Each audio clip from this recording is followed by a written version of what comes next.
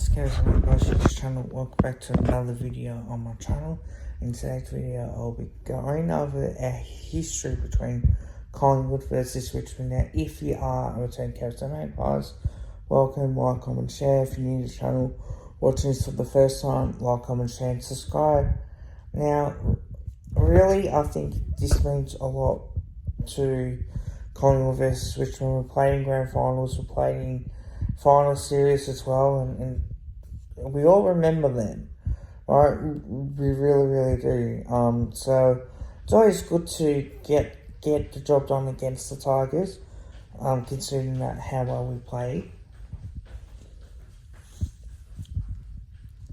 But yeah, please don't forget to drop a like as well as dropping the sub. I really do appreciate it. So I'll do my top 5 games and top 5 games that, that are disappointing. I'll do my top 5 games that are very disappointing.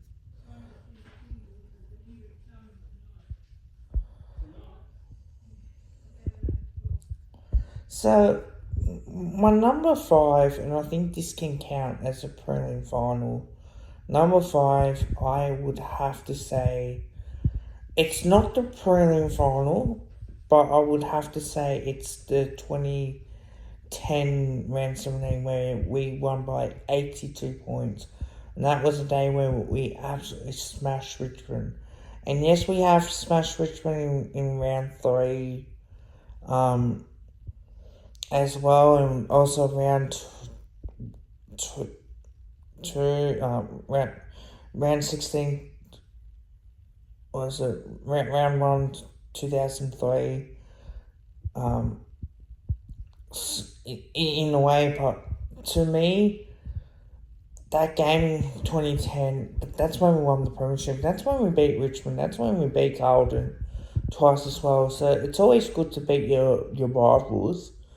The only thing is that it's such a great performance, so I was very happy indeed for that. Number 4, I think for me, is 2016 round 2. Now, we won by a point in this particular game. The reason why I got this as number 4, not number 1, is because, or even higher, is because I feel like there's some games that actually meant something as well. So I think for me, it's always good to have that type of game where we just played really well. So that's the one that probably doesn't affect me, but I was there for that. I was able to witness the deliberate out of bounds, Alex Fasola kicking 6, Darcy Moore kicking towards the top of the square.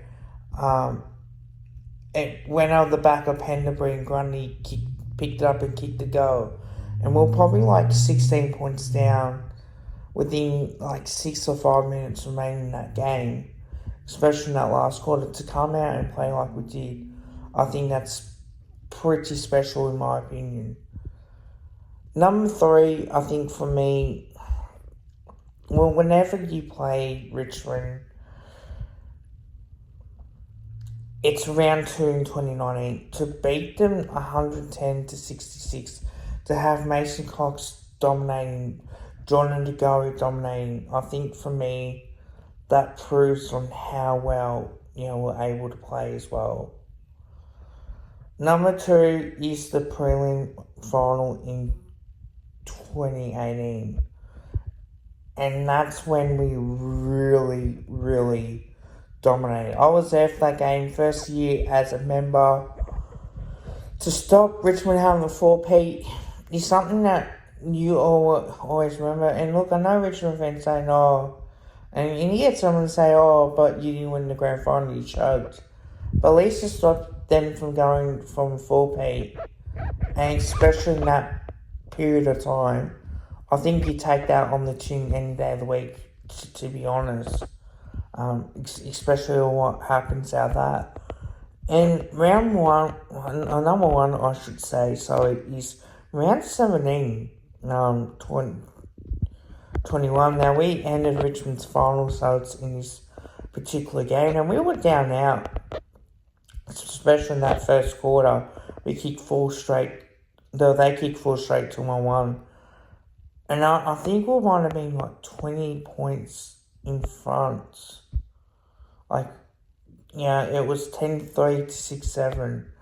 And to come out in that last quarter and really play great football, that to me is number one.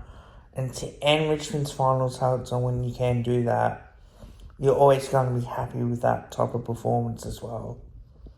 Now, my number 5 worst games that probably hurts me the most is the round 19, 2019. Now, we lost this game by 32 points. It was wet conditions. Could not believe that was ever the case. And to be honest, it's a type of game that you never know what to expect out of that. So I think for me, that's number 5 on that list. Number 4, I'm pretty sure we all remember, is the round 5 2008. Round 8 2005 game. Now, Nathan Brown kicked, I think, 4 or 5 goals in that last quarter to really sink us.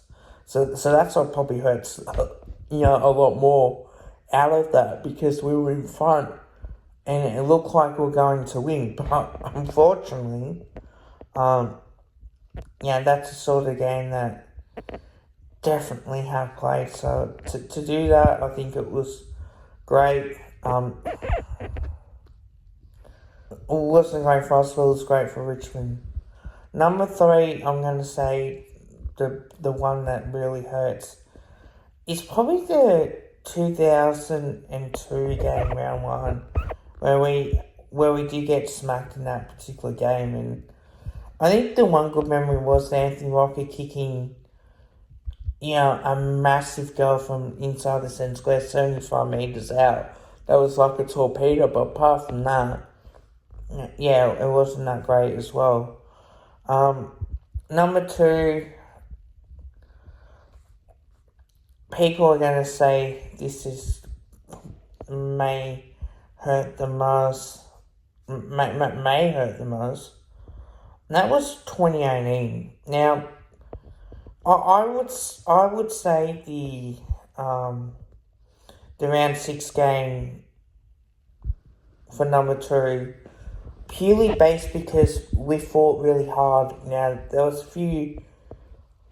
Higgins made a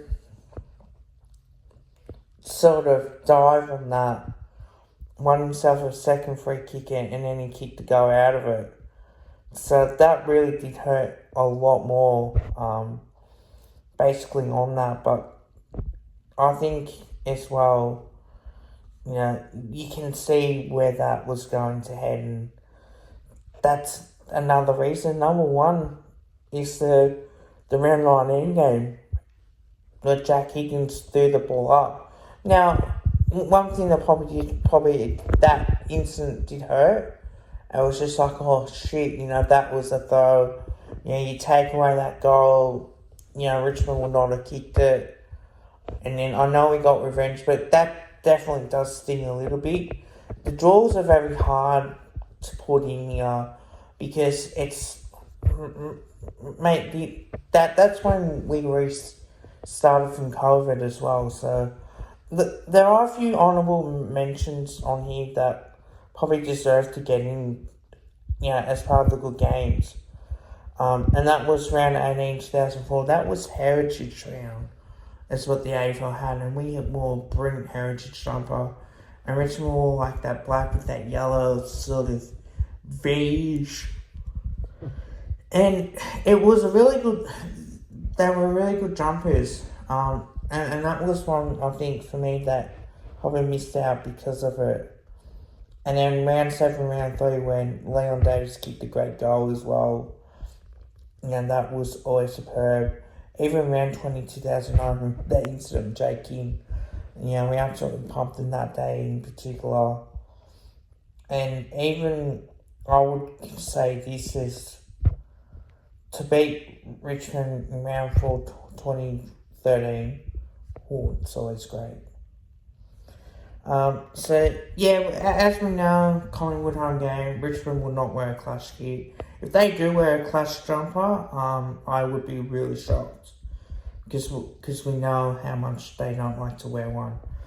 But yeah, like I said, like you know exactly what you're going to get between Collingwood and Richmond. There are rivals, playing grand finals, playing prelim finals, you know, playing big games in front of big crowds. You probably expect 7,000, 8,000 people Collingwood on game. You know, Richmond were up there as well.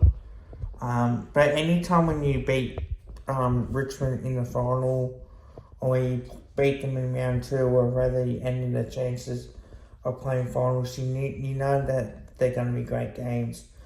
And one thing I will say on that, not many people will know, is that I do hate Richmond. They're like Carlton. I hate Carlton the passion. The only reason why I hate Richmond is because they don't wear a clash. And people say, why do you know, it's just a stupid reason to hate a team that doesn't wear a clash against Collingwood. And people say, oh, Collingwood don't. So, well, Collingwood do wear a clash kit. Richmond really need to. I know in the AAMI community match at Icon Park, they wore their yellow kit where it was a pre-season kit. But you look at the way that Richmond wear their clash kits, they wear it against Essendon, they wear it against St Kilda, when it's probably, when it's their home, when St Kilda's home game. You know, they wear it against Port Adelaide as well, they wear it against the Cross, they wear it against the Dockers after all teams, you know.